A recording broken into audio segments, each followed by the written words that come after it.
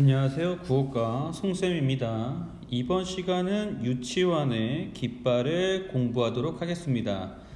먼저 여러분들이 이 시를 다 읽어보고 왔다는 전제하에 수업 진행하도록 하겠습니다. 그러니까 아직 시를 읽어보지 않은 친구들은 잠깐 그 강의 영상을 멈추고 시를 한번 낭송해보고 그 다음에 다시 이 영상 강의를 들으면 되겠습니다. 자, 그러면 여러분들이 시를 다 읽어봤다라고 전제하고 수업 진행하도록 하겠습니다. 먼저 1행서부터 3행까지 살펴보겠습니다. 이것은 소리 없는 아우성 이렇게 얘기했는데, 자, 일단 여기 소리 없는 아우성 여기에 좀 주목을 해봅시다. 소리 없이 아우성이 있을 수 있습니까? 아우성은 소리가 있는 거잖아요. 근데 소리가 없는 아우성이래요. 네, 이거는 겉으로 봤을 때 모순된 표현이죠. 여러분들 그 겉에는 모순된 표현이 있는데 그 속에는 진리가 담겨져 있어서 그 진리가 강조되는 표현. 어떤 표현 있었습니까? 어떤 표현 방법? 네, 역설법 있었죠. 여기는 지금 역설법이 사용된 거예요. 겉으로는 모순된 표현인데 어떻게 모순되는지는 여러분들 그 50페이지에 조금 더 자세하게 나옵니다. 자, 어떻게 모순된 표현이 사용됩니까? 50페이지 4번에 있는데 여기 역설적 표현, 4번 역설적 표현에 있는데, 자, 어떻게 겉으로 봤을 때 모순돼요? 네, 소리가 없다는 거는 귀에 들리지 않아서 조용한 거죠. 근데 아우성이라고 하는 건 뭐예요? 떠들썩하게 기세를 올려서 지르는 소리를 의미해요. 자, 소리가 없는데 소리가 들린대요. 이게 겉으로 봤을 때는 말이 안 되는 거죠. 논리적으로 말이 안 되는 표현이에요. 그래서 겉으로는 모순된 표현이다. 이렇게 우리가 정리하면 되겠습니다. 자, 그러면 그냥 이렇게 겉으로 모순된 표현으로만 끝나면 역설법이 아니죠. 반드시 이 모순된 표현 안에 진리가 숨어 있어야 되죠. 그럼 어떤 진리가 숨어져 있는 것일까요? 네, 침묵 속에서도 끊이지 않는 내적 몸부림이 있다. 이런 진리를 담고 있는 표현이 되겠습니다. 그리고 이 진리를 강조하고 있는 표현으로 여러분들이 정리를 하면 되겠습니다. 여기서 그럼 이 소리 없는 아우성은 침묵 속에서도 끊이지 않는 내적 몸부림은 뭘 표현하고 있는 거냐면 그 깃발이 펄럭펄럭거리고 있는 거 있죠? 바람에 펄럭펄럭대고 있는 거. 네, 그 모습을 이렇게 소리 없는 아우성이라고 표현을 한 거예요. 결국은 깃발은 소리 내지 않으면서 내적 몸부림을 하고 있죠. 이렇게 몸부림을 하고 있잖아요. 네, 소리가 없으면서도 아우성을 하고 있는 것처럼 느껴질 수 있죠. 네, 그래서 여기 요 역설법에 담겨 있는 진리는 침묵 속에서도 끊이지 않는 내적 몸부림인데, 그거는 그 깃발이 여러분들 바람에 펄럭펄럭거리고 있는 모습을 형상화한 거다. 이렇게 여러분들이 이해하면 되겠습니다. 자, 그럼 여기서 요 소리 없는 아우성은 뭘 비유한 표현이에요? 네, 깃발을 비유한 표현이 되겠죠. 그러면 깃발이 원관념이 되겠고 요 아우성이 보조관념이 되겠죠. 원관념을 보조관념을 이렇게 빗대서 표현하는 방법을 비유법이라고 얘기를 하고, 여기는 지금 모모처럼 모모인 양 모모듯이라고 하는 것처럼 그 연결어가 없죠. 그럼 연결어 없이 원관념과 보조관념을 은은하게 비유해 주는 거, 연결해 주는 거, 이런 비유법을 우리가 은유법, 은은하게 비유한다 해서 은유법 이렇게 따로 구분하기도 하죠. 이렇게 정리하면 되겠습니다. 그럼 여기에서 앞에 나와 있던 이것은 당연히 뭐를 얘기하는 거예요? 네, 깃발을 의미하는 것이죠. 자, 그럼 이어서 그 다음 행 살펴보도록 하겠습니다. 저 푸른 해원을 향하여 흔드는 이라고 되어 있는데, 해원은 바다를 의미하는 거예요. 그러니까 푸른 바다죠. 자, 저 푸른 바다를 향하여 흔드는 이라고 되어 있는데 뭐가요? 우리 아까 1행에서 봤던 그 소리 없는 아우성 깃발이 푸른 바다를 향해서 흔들리고 있는 거래요. 자, 그럼 여기 이 푸른 바다를 우리는 뭘로 생각을 해볼 수가 있겠습니까? 네, 이상향, 또 화자가 지향하는 점, 지향점, 우리가 이렇게 생각을 해볼 수가 있겠죠. 자, 이어서 다음 3행 살펴보도록 하겠습니다. 영원한 노스탈자의 손수건이라고 얘기를 했는데, 자, 먼저 손수건부터 우리가 살펴보면 이 손수건은 아까 일행에 있었던 그 아우성과 같이 뭘 비유한 표현이냐면 깃발을 비유한 표현이에요. 자, 그런데 여기에도 마찬가지로 모모처럼 모모인 양 모모듯이라고 하는 연결어가 없죠. 그래서 연결어 없이 원관념을 보조관념에 은은하게 비유하고 있기 때문에 은유법, 비유법 중에서도 은유법에 해당이 되겠습니다. 자, 그리고 요 노스텔지아라고 하는 것은 향수를 의미해요. 또는 향수병, 또는 과거에 대한 동경 이런 것들을 의미하거든요. 네, 향수라고 하는 거는 고향을 그리워하는 마음이나 시름을 의미하는 것이고, 뭐 동경이라고 하는 거는 어떤 걸 간절히 그리워하면서 그것만을 생각하는 거, 이런 거를 이제 동경이라고 얘기를 하죠. 자, 그러면 한번 합쳐봐봐요. 요 노스텔지어의 손수건, 깃발. 자, 그럼 얘가 의미하는 건 뭐겠어요? 아까 푸른 해안, 푸른 바다가 이상향을 의미한다 그랬죠? 그러면은 요 푸른 해원을 향해서 아까 그 아우성과 손수건이 의미하는 깃발이 흔들리는 거라 그랬잖아요. 자, 그럼 이게 다 뭘 의미하는 거겠어요? 네, 요 이상향에 대한 향수, 동경을 의미하는 것이겠죠. 요 노스테지어의 손수건이라고 하는 것은. 그래서 이렇게 여러분들이 잘 정리해 놓으면 되겠습니다. 그래서 여기까지가 3행까지의 내용이고, 해원을 향해서 흔들리는 깃발의 역동적인 모습을 표현해주고 있네요. 자, 이어서 4행서부터 6행까지 살펴보도록 하겠습니다. 먼저 4행 살펴볼게요. 순정은 물결같이 바람에 나부끼고 라고 했는데, 자, 바람에 나부끼인데요. 바람에 흔들리는 거 아까 위에서 뭐라고 얘기했었습니까? 네, 깃발이었죠. 그럼 이 순정은 뭘 빗댄 표현입니까? 네, 깃발을 비유한 표현이죠. 그런데 그 모모처럼 모모인냐 모모듯이라고 하는 그런 연결어가 없죠. 원관념과 보조관념을 직접 연결해주는 연결어가 없어요. 그래서 은은하게 비유를 해주고 있죠. 그래서 은유법이 사용이 된 것이죠. 네, 원관념은 깃발이고 깃발을 보조관념인 순정에 비유해주고 있네요. 자, 그럼 우리는 아까 그 삼행에서 깃발을 비유한 노스텔지어의 손수건이 이상향에 대한 향수, 동경을 의미한다고 얘기했었죠. 그럼 여기에 순정이라고 하는 시어의 이미지까지 더해지면 어떤 의미가 생기겠습니까? 네, 화자의 그 이상향에 대한 소망과 갈구에 순수한 이미지가 더해지겠죠. 그래서 이상향에 대한 순수한 소망과 갈구라고 하는 건 간절히 바라면서 구한다는 뜻이에요. 네, 이상향에 대한 순수한 소망과 갈구라고 하는 의미로 정리가 되겠죠. 자, 그 다음에 우리가 이어서 더 살펴볼 만한 것은 이제 물결같이라고 하는 것을 시어를 좀 살펴볼 필요가 있는데, 자, 그 순정은 아까 깃발을 의미했었죠. 비유한 표현이었죠. 근데 그게 이제 물결같이 바람에 나부낀대요. 자, 모모같이 모모처럼 모모인 양 뭐 이렇게 지금 연결을 사용하고 있는 거죠. 그래서 깃발을 또는 순정을 지금 물결에 비유해주고 있는 거죠. 그런데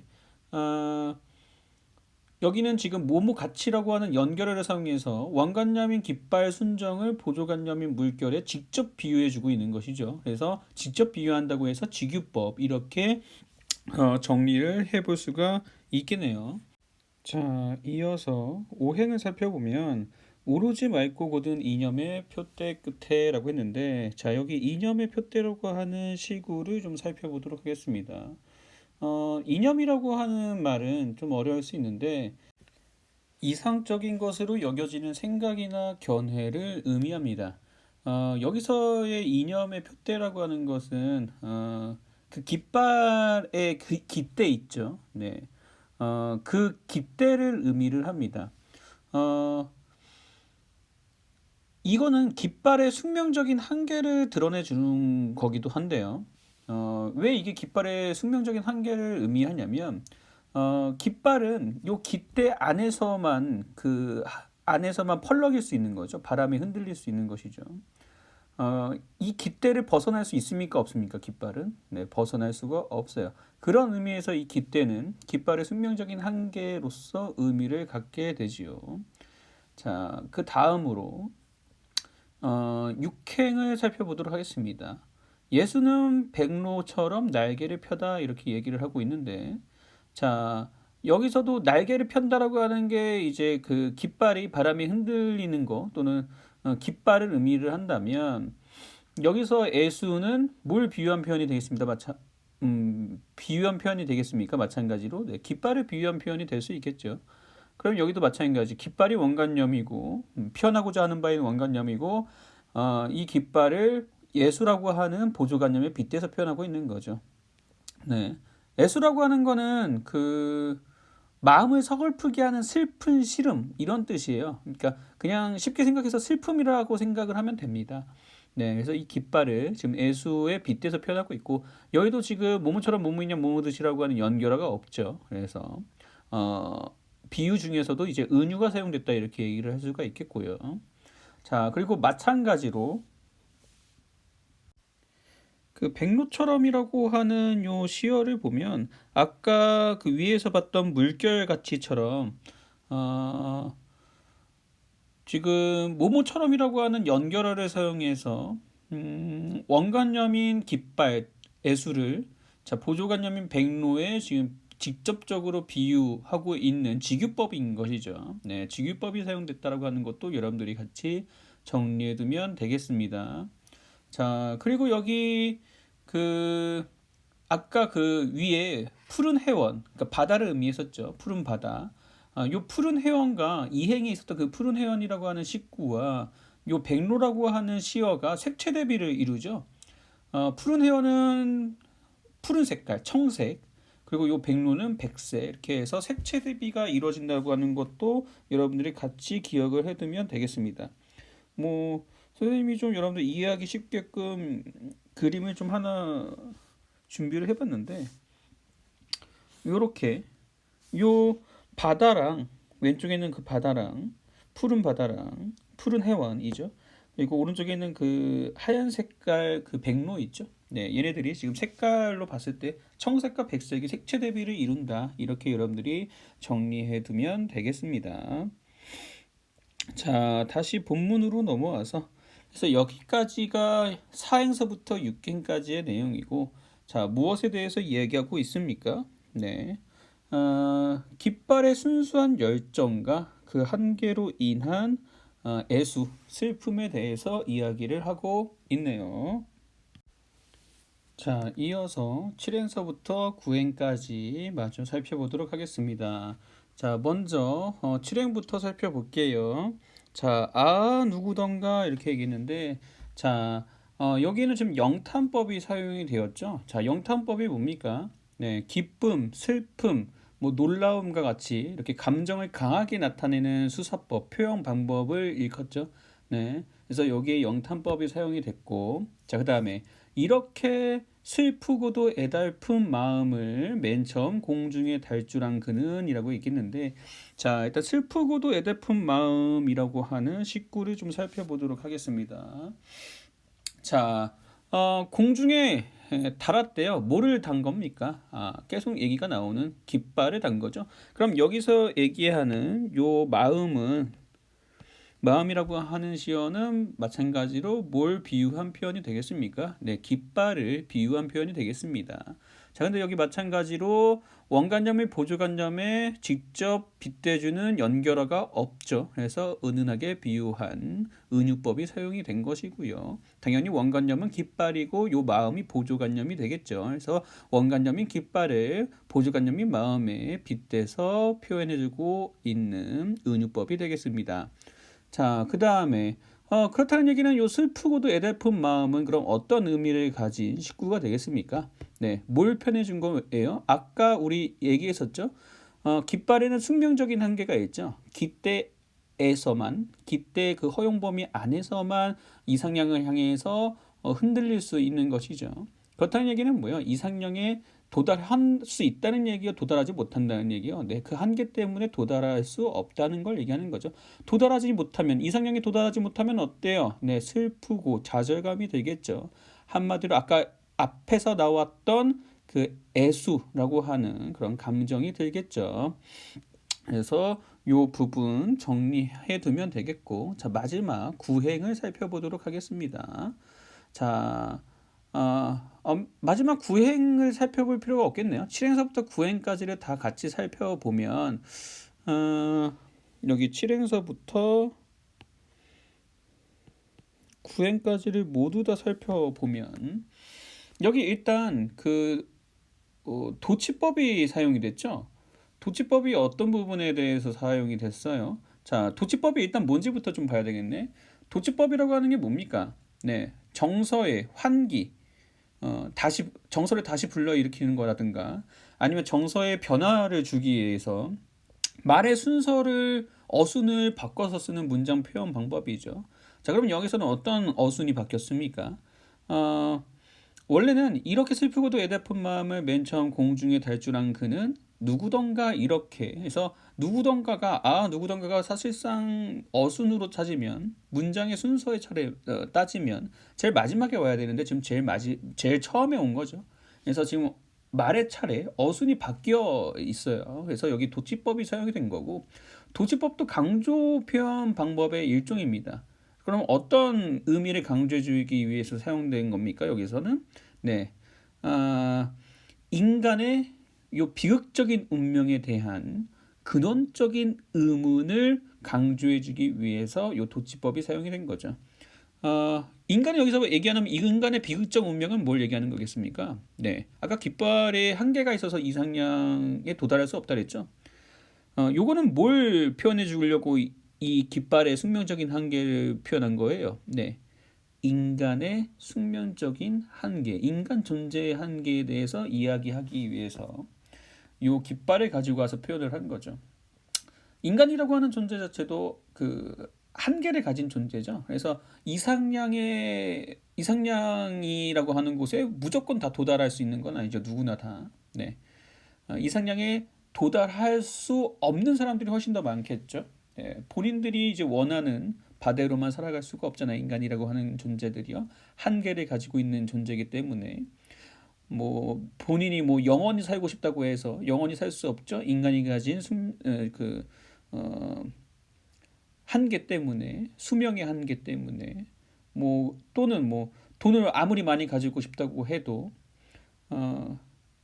그것도 한계가 존재하죠. 무한히 가질 수 있는 건 아니잖아요. 그래서 인간이 가지고 있는 인간 존재 자체가 가지고 있는 그런 한계 때문에 이상향에 도달할 수 없는 그런 숙명, 뭐 비애, 뭐 이런 것들에 대해서 지금 깃발을 가지고 표현하고 있는 것이죠.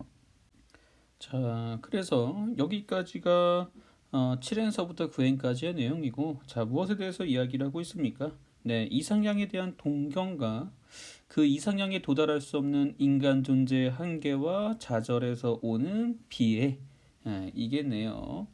자, 이어서 이 작품의 시적 상황이랑 그다음에 시적 화자의 정서 태도에 대해서 좀 정리를 하고 그 다음에 넘어가도록 하겠습니다. 일단 시적 상황을 좀 보면 시적 화자는 깃발이 깃대에 묶여서 바다를 향해 펄럭이는 모습을 보며 인간 존재의 한계를 생각하고 있죠. 이게 이 작품의 시적 상황이 되겠고요. 자, 그럼 여기서 이 시적 상황에서 시적 화자가 느끼는 정서와 그리고 그 시적 화자의 태도는 무엇입니까? 네, 비애, 좌절감, 뭐 이렇게 정리를 해볼 수가 있겠네요. 자, 이어서 요 작품 정리를 좀 마저 살펴보고 마무리하도록 하겠습니다. 자, 일단 이 작품의 갈래는 형식상 자유로운 자유시고요. 그리고 개인의 감정을 노래한 서정시고, 그 다음에 성격은 역설적이죠. 역설법 사용된 부분이 있었죠. 그 다음에 의지적이고요. 자, 뭐에 대한 의지를 얘기하고 있어요. 네, 이상향에 도달하고자 하는 그런 의지에 대해서 이야기를 했었죠. 자, 그다음에 상징적이죠. 여러분 상징이라고 하는 거에 대해서 선생님이 그 전 시간에 잠깐 설명해줬던 적이 있었는데 혹시 기억이 납니까? 네, 추상적인 관념을 구체적인 대상으로 빗대서 표현하는 거였죠. 그래서 뭐 평화의 상징 비둘기 이렇게 예를 들어 줬던 적이 있었죠. 자, 여기서는 인간 존재의 한계라고 하는 그런 추상적인 관념을 깃발이라고 하는 구체적인 대상으로 대신 표현하고 있죠. 그래서 상징적이라고 이야기를 할 수가 있고 성격에. 자, 그다음에 제재는 소재, 글감은 깃발이고요. 그 다음에 주제는 요 이상향에 대한 동경과 좌절이 되겠죠. 요거에 대해서 전달하기 위해서 깃발을 가지고 와서 글감인 깃발을 가지고 와서 요 주제를 드러내고 있죠. 뭐 나머지 특징들은 다 우리 그 본문을 하면서 살펴봤던 거고. 자, 그래서 우리 그 유지환의 깃발이라고 하는 작품을 다 모두 살펴봤고, 네, 영상 강의는 여기까지 하고 마무리하도록 하겠습니다. 네, 강의 듣느라 수고했어요.